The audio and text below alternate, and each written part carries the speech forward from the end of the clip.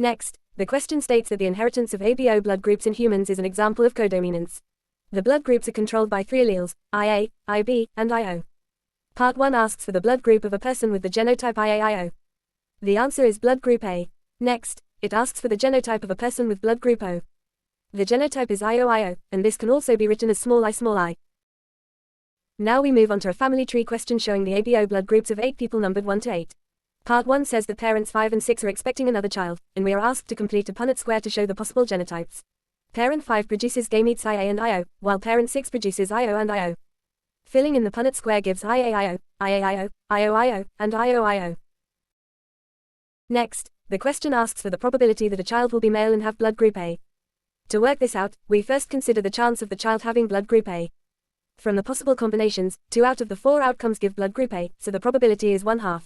Then, we consider the probability of the child being male, which is also 1/2. When these two probabilities are combined, we multiply 1/2 by 1/2, giving 1/4. So, the overall probability is 1/4, or 0.25. Finally, the question asks how many individuals in the family tree are homozygous for the ABO blood group alleles. The answer is 2 individuals, as you can see in the Punnett square that only 2 have the genotype IOIO, which is homozygous. Next, we have a question stating that the nucleus of a cell contains DNA molecules that control cell function. A diagram shows one of these DNA molecules with labels P and Q. Part 1 asks us to state the name of the structure labeled P. The answer is chromosome. Next, we are asked to state the name of the unit of DNA labeled Q. The answer is nucleotide. Then it asks for the letter of the base that pairs with G. The correct answer is C. Finally, Part 2 asks us to explain how this DNA molecule controls cell function, including an example. The answer is that DNA codes for proteins or polypeptides. The sequence of bases determines the sequence of amino acids, and this amino acid sequence determines the structure and function of the protein. These proteins may act as enzymes, which control chemical reactions in the cell. Now we return to the multiple choice questions. The first question asks which row correctly identifies the factors causing continuous and discontinuous variation. The correct answer is D, where continuous variation is caused by both the environment and genes, and discontinuous variation is caused by genes only. Next, we have a question about sickle cell anemia, which is caused by a recessive allele. A couple has 2 children. One child has sickle cell anemia, while the parents and the other child do not. The couple is now expecting a 3rd child. We are asked for the probability that this 3rd child will be male and have sickle cell anemia. To solve this, we represent the alleles as S for healthy and S for the disease. From the Punnett square, the probability of having sickle cell anemia is 1 out of 4.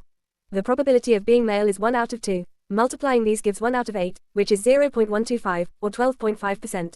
So the correct answer is B. As you can see here. To solve this, we represent the alleles as S for healthy and S for the disease. From the Punnett square, the probability of having sickle cell anemia is 1 out of 4. The probability of being male is 1 out of 2. Multiplying these gives 1 out of 8, which is 0.125, or 12.5%. Next, the question says that in any group of humans, there is variation in how well each person's immune system responds to infections. It asks us to suggest factors that may contribute to this variation.